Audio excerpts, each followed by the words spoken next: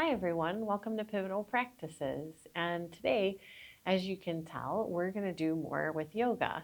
The next podcast will finish the chakra system, which will make it complete with the last two.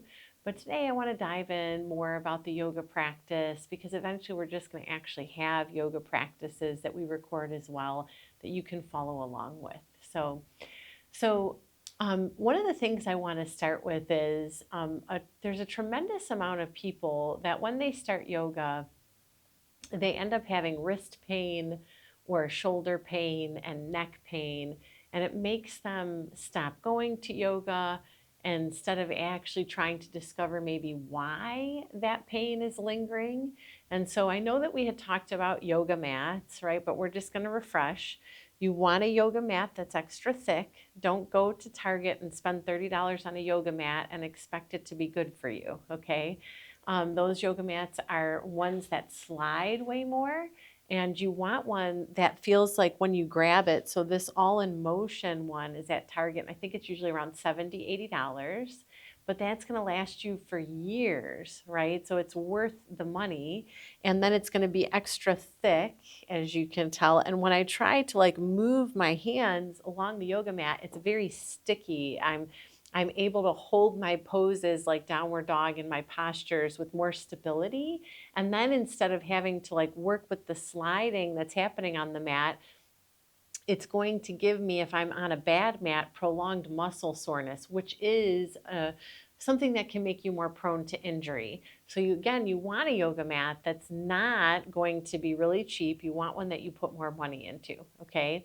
They also do have extra long ones in case you're like 6 foot or 6'4". So you would want one that's going to be much longer.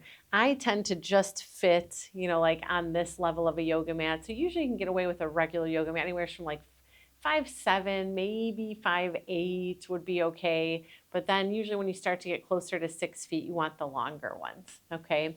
Manduka is also a really good company. They have an eco mat that I get the extra thick, and that one is very, very sticky as well. So one of the things I want to talk about is proper weight bearing. So a lot of the times what we see in yoga is people just bring their hands down to the mat with no concern on like what proper weight bearing really feels like. And so I want you to find a seat, or if you're really to watch and to perform some of these things and to try to practice these things, you want to make sure that even if you have to press pause, you come and sit down and try this exercise with me so that you can feel it, okay? So most of the time, the way that I teach people is, bring your elbows out wide and then just press into your hands. When you press into your hands, most people just press, and when they press, you're going to feel it typically where? In your wrists, okay? So most people weight bear pressing like this into the earth, and then this is going to compress all the carpals. This is also going to make incorrect alignment that goes all the way up the limbs of the arms, which then can affect elbows, shoulders, and neck, and the wrists. So that is the most improper way to weight bear. The way that we properly weight bear is I want you to find what we call the fingertip pads. So you take, I'm left-handed, your dominant hand, and you come down where the meaty part of the thumb is, and you just give a little bit of like a circle rub so you can like gain consciousness and neuromuscular understanding of where that is, that connection. Then here's a fingertip pad. Here's another one. So really we're talking about the meaty parts that come all the way down where the fingers really form their joints, right? Way down low to attach to the palm of the hand. So these are your fingertip pads. And that's where we start weight bearing, okay? So notice again, this is improper weight bearing. There's really no space in between my hands. There's no kind of lift in my finger joints, all right? But then when I go to learn how to properly weight bear, we start with, and don't over push, start with the index finger mound and press the index finger mound together. Then do the middle finger mound, give a little press, and you're gonna have to think because you're not used to doing this correctly. Then go to ring finger, pinky finger, and then go to the thumb mound. Now just make sure that you can feel this gentle pressing where you're getting that consciousness of the neuromuscular connection and activation of the fingertip pads. And then as you have that, once you've got that down just on the fingertip pads, notice you don't feel your wrists at all. You're gently going to bring your fingertips to touch and you're going to press into those. So I'm pressing into my fingertip pads and I'm pressing into my fingertips. What you're going to notice right away if you're doing this correctly is you feel a lift in your wrists. There's actually no massive compression happening in the wrists. It actually is doing what I like to call tenting your joints, which we need tenting in our joints when we weight bear. It's like tenting the pitch of the roof so that the roof isn't collapsing down right in the joint, which causes a lot more compression and injury. So to learn it on the yoga mat, we come down on our knees, and let's say we just want to get used to table position. We're going to actually use our core, make sure that our belly is in and up, and we're just letting the index finger mounds press down, then the middle finger mounds press down, and you're going to just kind of lift and press into the mounds of the fingers so that you can actually feel them. And then once you get that down, thumb should be in a J shape. You're going to press into the fingertips. And you're going to notice now that my weight bearing shows lifting in my finger joints.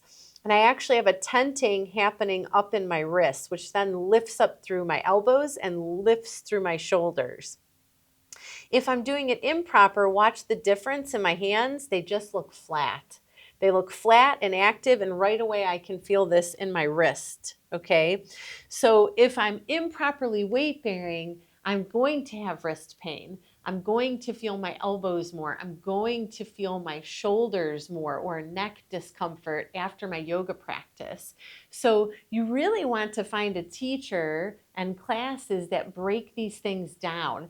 It's just being honest, and it's not that yoga studios, that there's a bad yoga studio, but there are teachers that might not be as educated, or they're allowed to do or mislabel classes compared to what they really should be labeled as. Like I went to a hot yoga class recently and it was labeled beginners.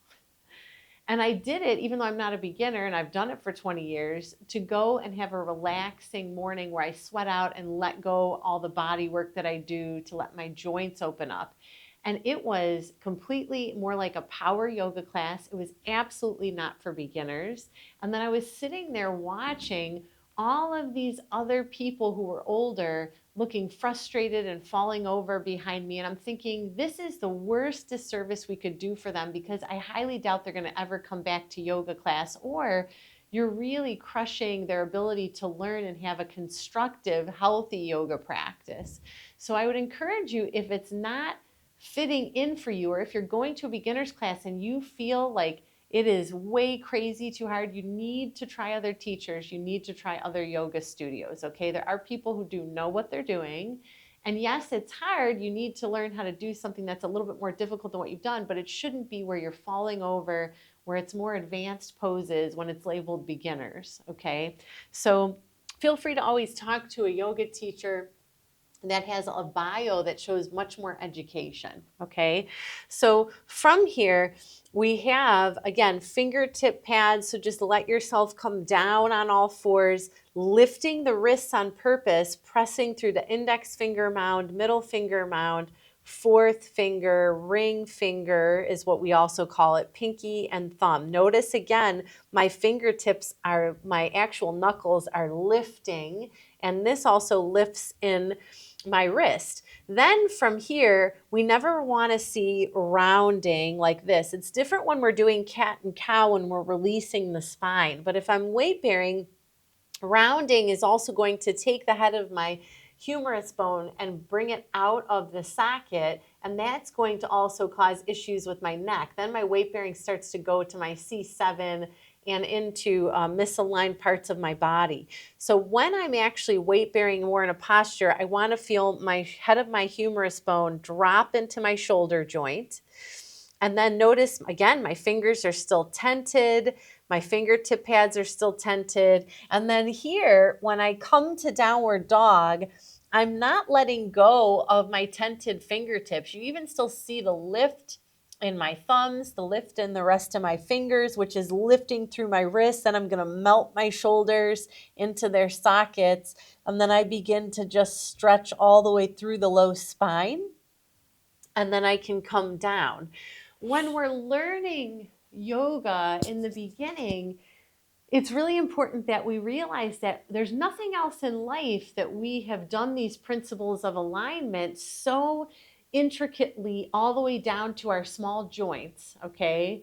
And even when we're doing yoga, we learn feet alignment and foot alignment to help our legs. So it's important not to get frustrated. And sometimes when you're first learning yoga, less is more. Refining the same posture over and over again, holding longer, and learning the muscle memory. When I first learned yoga years into it and I was wanting to go more in depth, I went to national workshops with national teachers, and they were called immersions. And they would literally put one very experienced teacher per row, which would maybe be about 7 to 8 of us. And that teacher would go up and keep fixing us while we held the poses until our neuromuscular like firing to understand what correct alignment felt like really was integrated. Okay. So I have become very in tune with when I'm out of alignment just by the feel of it, and I can fix it. Okay. So with it, then what would happen, just giving an example, like when I'm coming into downward dog, I have my fingertips tented, I have my body's going to go back, so I can just, again, play with it for a moment as I lift my wrists, drop the shoulders back, and move back into downward dog. In downward dog, we don't allow the head to drop like this. This is really bad for the neck. The proper placement more for the head is the ears come in line with the biceps, the shoulders drop back, right? So we don't want to see in downward dog really lifting up the elbows like this. Notice this would pinch my neck. This actually hurts even when I do it. I'm so not used to doing it in bad alignment that I want to like roll my inner armpits up, which then gets my humerus bone deeper into my shoulders. My ears are in line with the biceps, and then my neck isn't just dropping down, again, hurting my C7 or the base of my cervical spine, okay? And then I can come all the way back down. Over time, downward dog will feel like a resting pose, but it's not going to when I'm a beginner. It's just impossible for it to, okay? So I'm going to come standing up now. So as I come to stand up, some of the stuff that we want to understand with the yoga practice too is what happens if I never stretch my side body, right? Stretching the side body, between poses that are down to the earth and also coming up to standing poses. So when I'm standing, some of the things, and I really encourage you to do this stuff with me. You can always pause, get yourself what you need to try to do the exercises. But for you to integrate it correctly, you want to feel the differences on what I'm talking about is incorrect and correct, okay? So a lot of times when people go to stretch their side body, they do these huge movements, and it's more for, look at how far I can go. And I always kind of laugh at that, because how far you can go does not mean that it's healthy for the spine. It also doesn't mean that you're doing it correctly. It also doesn't mean that you're doing something to help the body. So from here, I'm just going to leave my left side very stationary. My left arm's not involved. Taking a nice deep in-breath. I'm bringing my pinky towards my face. So I want you to feel that. When I lift my pinky towards my face, this is called external rotation in my shoulder joint. It's actually going to allow me to move my ball and socket joint further in a side body stretch, or let's say an extended side angle, if you know that pose, and when you reach your arm over your head in certain standing postures. So from here, I'm flipping my palm, I'm reaching over, and most of the time people do side body stretches, you're going to see them do this. Okay, so I'm going to maybe feel it somewhere here, but what's happening is I'm actually like crushing my spine more, and it's not really allowing the full fifth action of the spine, which we call axial extension. When I'm going to do a twist or I'm going to do a side body stretch, I want my fifth movement of my spine to be active, which is axial extension, a lengthening from the base of the spine that lifts and opens the vertebrae and the discs, and then allows this lengthening through the crown of my head, right? So notice belly button draws in and up. When I lift my belly button up, and not just in, my sternum lifts. That actually starts to help me support when I want to do that fifth movement of the spine. Then from there, I'm going to lengthen through the crown of my head. Notice I got like a little bit taller. And then from here, when I want a side body stretch, and I'm trying to really help my side body fascia, and I'm also trying to separate my rib from my hip, which is where a lot of people's psoases get stuck. This helps release some of the psoas, where my QL gets stuck. So from here, I'm actually just want you to notice if you're just reaching pinky towards face and reaching just over the left shoulder up towards the sky, notice how your crown of your head lifts.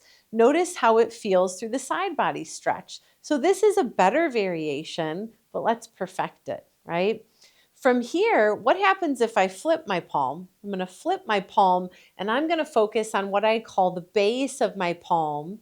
And then from the base of my palm, gently going to bend my elbow right over that left shoulder. And I'm going to reach way up towards the sky. And when you do this, you're going to go, oh my goodness, do I feel it? I feel it way more deep in the inner fascia of the hip. I feel it deeper into my inner muscles in the hip. This is also forcing the hip to stay down while my last rib opens and lifts and starts to really allow some length in my spine. This doesn't mean that I can never do rotations this way, but they shouldn't be held as long as the correct ones. They should just be more for movement, okay? So again, let's try the other side. From here, pinky towards face, going too far. Notice, you can feel a stretch, but it's not going to be anywhere as much. Now I'm just going to make sure I draw my core in. Core gently comes in and lifts up towards my sternum. Notice you see this difference. It's like when I do it correctly, even my chest lifts. So if I'm just hugging in, all I did was hug in. You're going to watch from the side view. If I'm just hugging in, that's it. I'm not lifting up. My sternum hasn't changed. My posture hasn't changed. If I lift and draw my belly button in and up, notice my shoulders drop back, my chest lifts. I get more proper alignment, okay? So again, not 100% muscular effort, but enough to be engaged and last for the longevity of it, right? We're not doing a sprint. We want more of a marathon, okay? So belly in and up. And then from here, if I'm just reaching over now, this time, pinky towards face over the opposite shoulder, I feel the stretch, but it's not going to make my hip plug down as much to release from the last rib. It's going to be better for my body if I flip the palm. You can even bend the elbow just for a moment and then softly press through the heel of the hand, lifting up over that other shoulder, lengthening through the crown of the head, belly stays in and up. And I can feel this all through here. I can feel my hip anchoring down, deepening the breath. This is opening up that side fascia line. Nice big inhale and release. So why would side body stretching be important? Not only for helping the psoas, which is a major important muscle for our spine. It's one of our main extensor muscles along with our glute max, but also we want the side body open. Otherwise, we get one hip hiking up on one side, which offsets the spine, or we get locked up in our shoulder, and over time that can cause frozen shoulder due to specific things, okay? So side body stretching is really great. As I do it like multiple times, I can pause and pump through the elbow, not locking the elbow, but to release the psoas more, holding the pumping action a couple times, not overlocking the elbow, and then reaching all the way up, deep breath in, and lengthening up through the heel of the hand. And as you do this, like I just did it for like the second, third time on this side, all of a sudden I'm feeling taller on this side. I'm feeling more space. I'm feeling my spine become more settled in the SI joints. So same thing, opposite side, just over the opposite shoulder. I can pump through the elbow just to open that fascia, little bit more. Take a nice deep breath. And again, this is unlocking my lat where it attaches and can lock my shoulder at times. This is also, again, opening up the psoas, the QL. Right there, I just felt a big fascia release, and then I'm going to come down. Okay. Okay. So side body stretching, really important. So what does that mean? Let's give an example when I do a standing pose where I'm also trying to get my arm over my head. So one of the postures that we do in yoga is extended side angle. An extended side angle, let's say we're doing with the right foot first, we drop that left foot all the way back. In extended side angle, the hips are facing more towards the side of the mat, which means that my heel should be towards the back end of my arch of the back foot, not too far on the left side of my mat.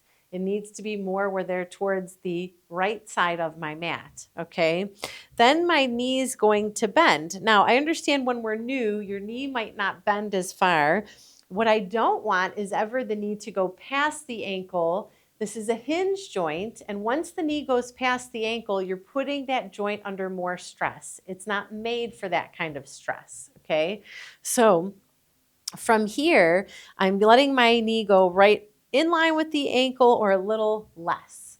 Now, from here, a lot of times when we're getting into extended side angle, what happens is we see this knee track inward, and that's dangerous. So I want you to look at your right knee, and it shouldn't be going towards your big toe mound. So right now I'm incorrect, but instead it should be going more towards the pinky toe on that side, and the knees then more in correct alignment, getting your femur bone more in its socket.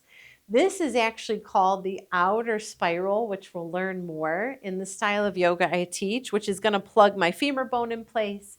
And then this inner thigh back here, take your left hand to the inner thigh. The inner thigh is going to fire up as if your thighs are hugging this big exercise ball in between your legs. So they should be activated.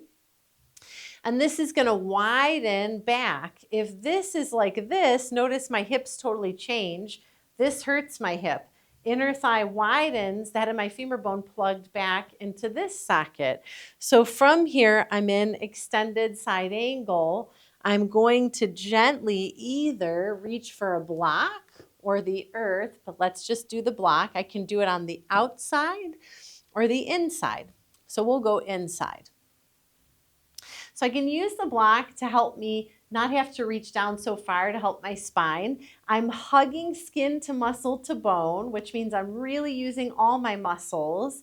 And again, I'm not doing 100%. It's just skin to muscle to bone. I've got my outer hip dropping back where my glutes trying to shoot back to that back wall. I've got my inner thigh hugging and rolling outward.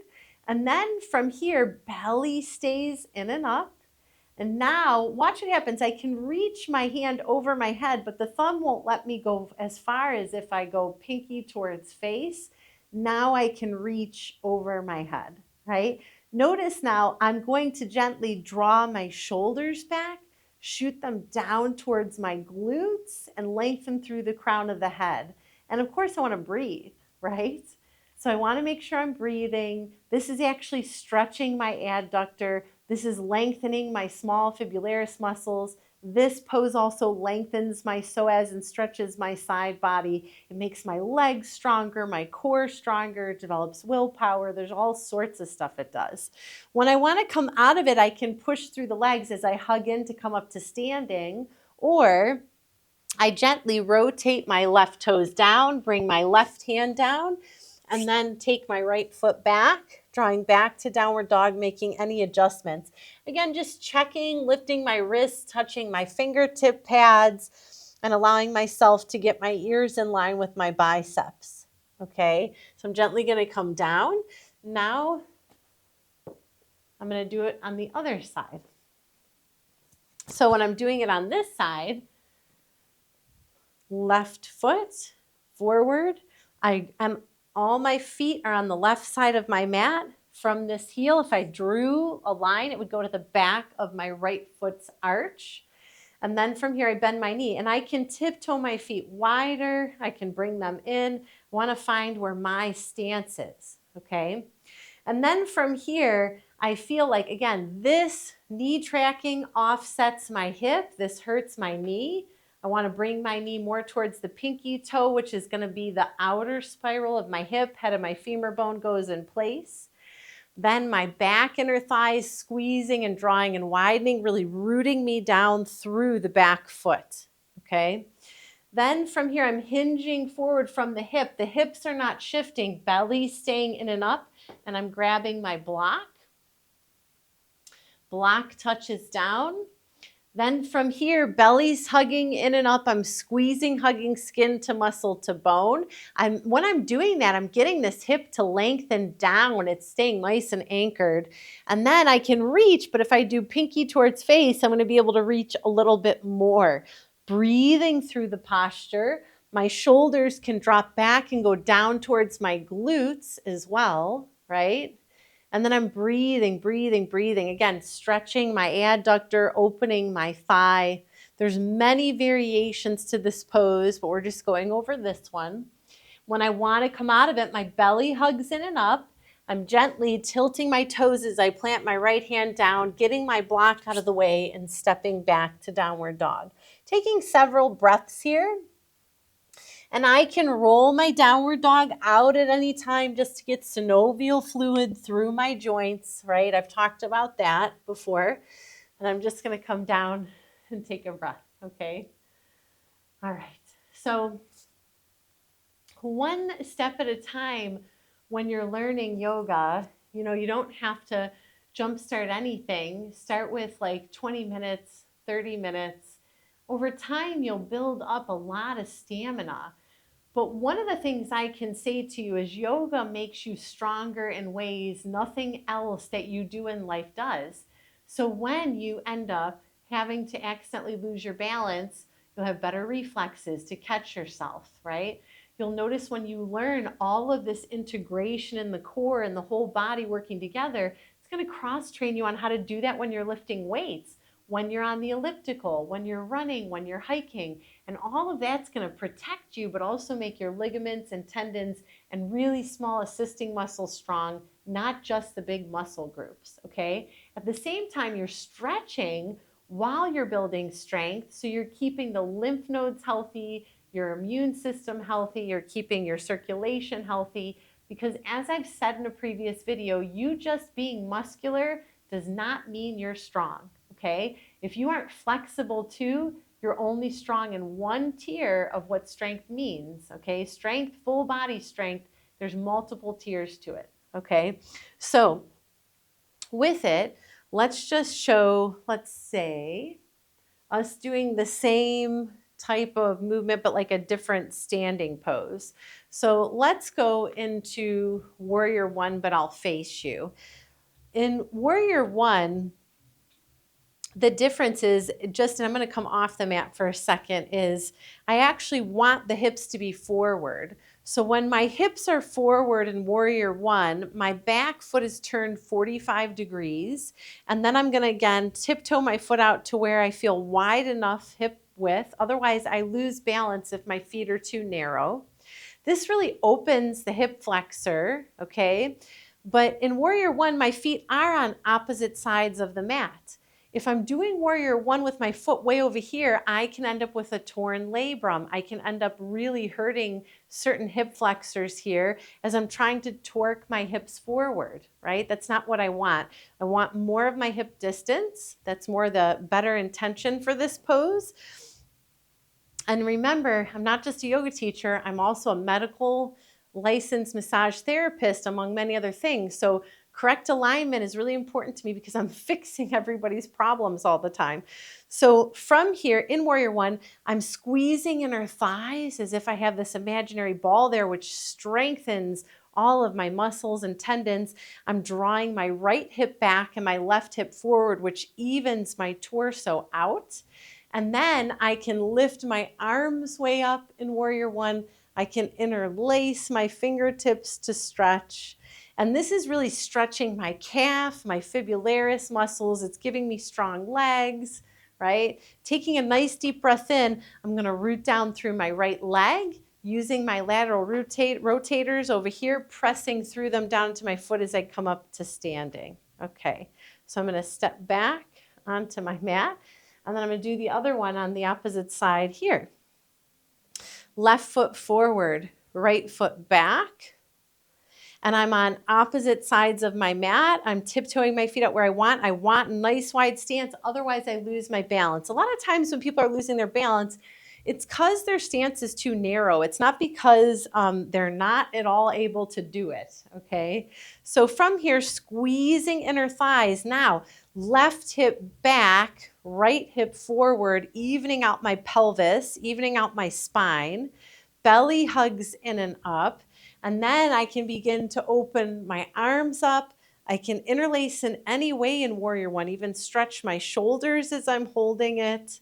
I can also point my index finger, deepening the breath here. And again, I'm still keeping that left hip back, left hip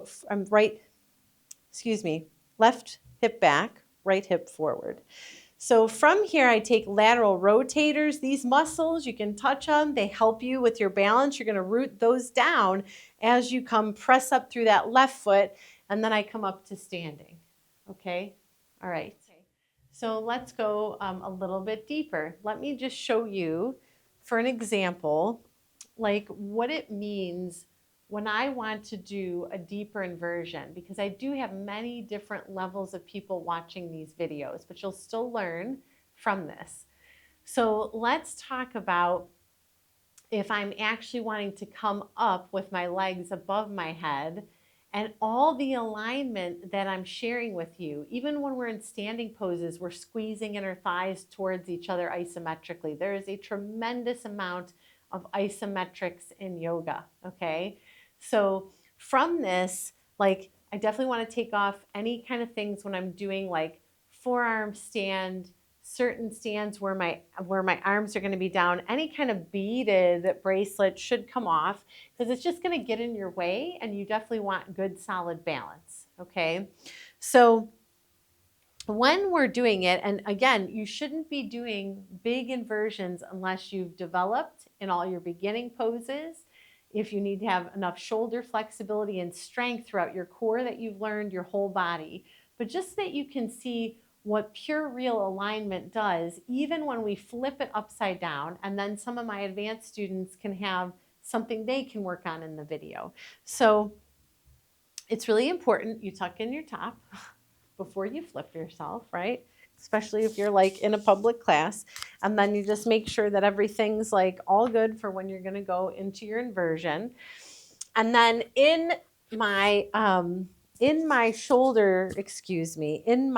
headstand, I should always practice with a wall on the other side, because if I flipped, I can cause a major injury. You should have a long level of experience before you kick up in any inversion without the wall, okay? Because you definitely don't want to end up in the hospital. So I make a clasp with my hands, and I have my elbows. You don't want your elbows too wide in headstand. It can be super dangerous. You'll lose balance. You want them to be more narrow, almost like directly at the very edge of your shoulders.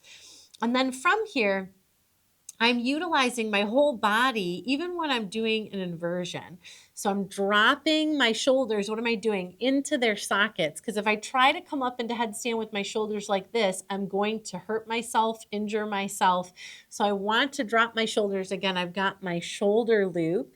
And then notice how my hips are winging out. Well, I need to be able to maintain my shoulder loop, hugging skin to muscle to bone with my arms, using my whole body as I then scoop the tailbone, which makes me then very strong in my core to come up to headstand. In headstand, there's no weight bearing on our neck. There's no weight bearing at all on our neck. So this is more about being ready to have a lot of strength in the back of your shoulders and your rhomboids and your core and in the rest of your body in correct alignment. So sorry, this is a heavy microphone, so I'm just going to make sure that I'm all good. Okay, so from here, shoulders back. I'm squeezing, hugging skin to muscle to bone. I scooped my tailbone, and I'm coming up to what would be more like a dolphin pose, almost, but my head's down towards the earth. And then I give this little kick off and I'm hugging, notice my toes. I'm pulling from my toes isometrically towards my hips. And then I'm slowly coming up. And the moment I come up, I'm squeezing my inner thighs. I'm squeezing my entire body to the midline, hugging skin to muscle to bone, lengthening up through the heels of my feet. And as you see me waver, it's because I'm activating so many things that I'm making these little movements with my body. My shoulders are gently back and then down towards my glutes. I'm giving a bigger squeeze to my legs and I can feel myself move. So over the years, you get like a lot of power. And then when I go to come out of it, so I'm not going to hold crazy long right now. I'm gently beginning to just widen my legs. I'm pulling from my toes towards my pelvic floor, and that helps me have more control. And then I gently land, and then I slowly, slowly, slowly begin to come down with my head staying low, taking a couple breaths here, right? Taking a couple breaths before I lift myself all the way up to come out of the pose. So let me just explain a little bit more. Headstand is super good for us if we can do it correctly, if we have the experience and we're not weight bearing on our head. There's no weight bearing on my neck in that at all. If you go into it wrong, you can really injure yourself. So a teacher, you should have a teacher with you when you're learning how to do it. You should know that you're ready for it. I can hold headstand for at least a minute, if not a couple minutes now at this point in time. And why is headstand really good for you? Why is it that I work towards more advanced poses? Because headstand actually allows your heart to get rest. It actually allows the heart not have to work so hard because your limbs are above you. It starts to let the blood drain towards the heart, but it makes the heart stronger. The heart begins to actually have this ability to learn how to pump and become more of a proficient muscle, So it finds it like working harder in one way, but also finding rest in a different way. And at the same time, it was one of the ways that I healed my SI joint when I fractured it. Why? Because in the inversion, I'm having all the blood that pools that's less oxygenated in my lower part of my body draining to my heart. And then when I come out of the inversion, all this fresh oxygenated blood that normally doesn't have that much oxygen, it goes to those areas, which was allowing my SI joint to heal. Now, would I say that just any back fracture, and it wasn't immediate, it was while I was healing it because it took months and months and months. Would I just let anybody who's inexperienced do headstand with a back fracture? No, no, no, no, no. But I had done it for like well over a decade at that point in time, and I was really internally strong in my core, and I was able to do so safely at that time. So with these inversions, we are able to bring this amazing health benefits, but it also is doing what? Drains my lymph nodes in a couple places, just like shoulder stand does. It's also teaching me how to integrate full body strength and lifting it upwards. But again, I should have a tremendous amount of experience, or I should have somebody spotting me, right? Like as a yoga teacher, when somebody's coming up into headstand, I not only go through all the alignment of shoulders, all this, nope, get this, but when they come up, I safely know how to assist to stand to the side of them. I put my fist in between their thighs right here while they're lifting up, and I say, squeeze, squeeze, squeeze my hand, like as if I can't move it, so that they know that's how much power they need in their core and in their legs to squeeze to the midline so that then they can lift up through their feet, which is what?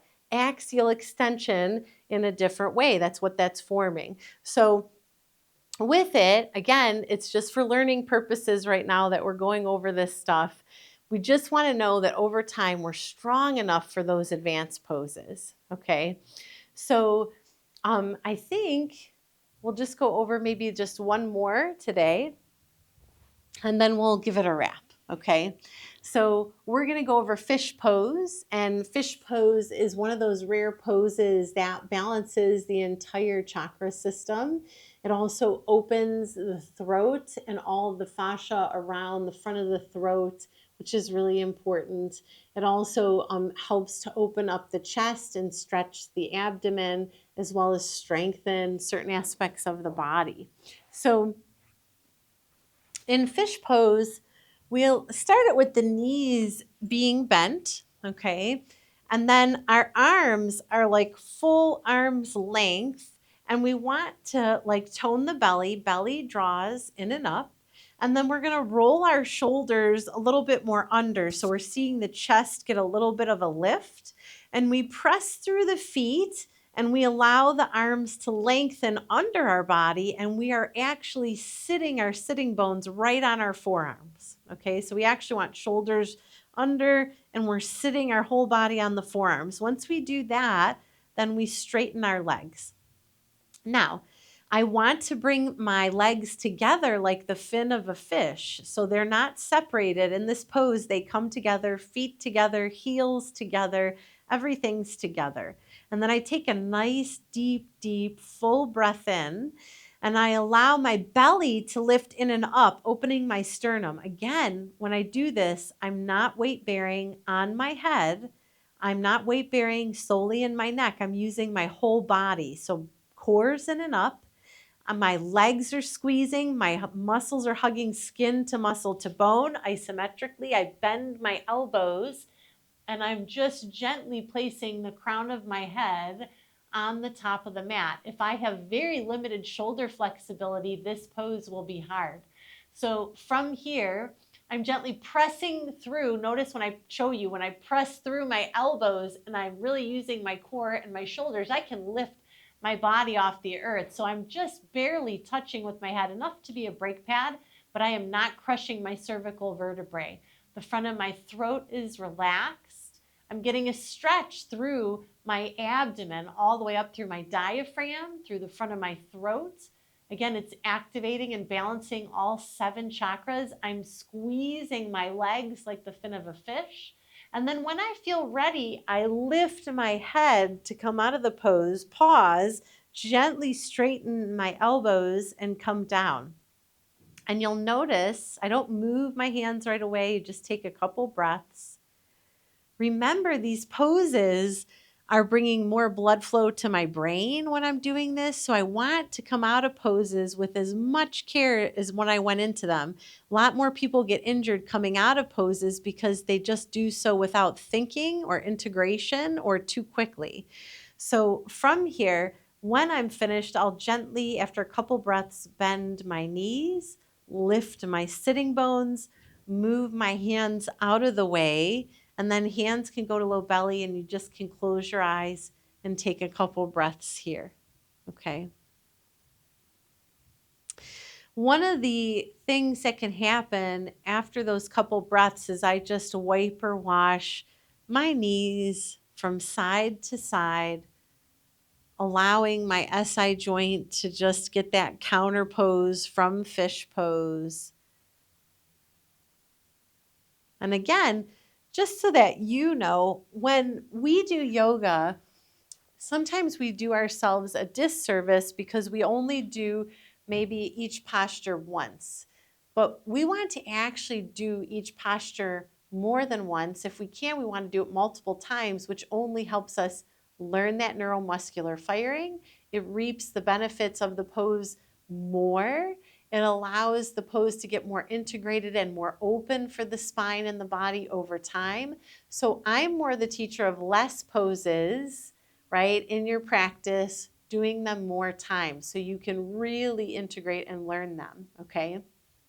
And then I feel like that's an awful lot and enough to go over for today. Thank you for letting me do an advanced pose for my yogis that have just been doing it a while so that they can continue to grow just like you're continuing to grow. And then just remember, speak life over yourself and others. It's really important. That's how the body and mind and emotions stay healthy. And have a wonderful, blessed day. Thanks so much for listening.